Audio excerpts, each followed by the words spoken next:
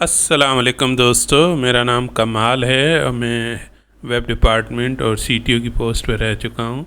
मैं basically programmer हूँ Ruby on rail and node JS का। तो आज का हमारा ये जो टॉपिक है ये है नोड जेएस का एक छोटा सा कोर्स बनाना जो किसी भी बंदे को क्विकली इंट्रोड्यूस कराए कोई भी छोटा सा प्रोजेक्ट बनाने के लिए। तो हम इस पूरे प्रोजेक्ट में शुरुआत से स्टार्ट करेंगे। कोई भी बंदा जिसको बेसिक कंप्यूटर आता हो और थोड़ी बहुत नॉलेज हो तो वो इस कोर्स को स्टार्ट कर सकता है।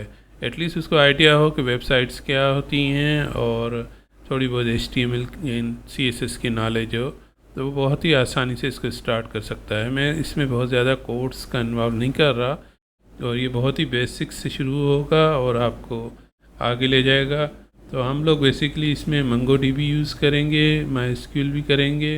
2 प्रोजेक्ट्स आखिर में आपको बना के दिए जाएंगे। तो बिस्मिल्लाह कीजिए, शुरुआत कीजिए।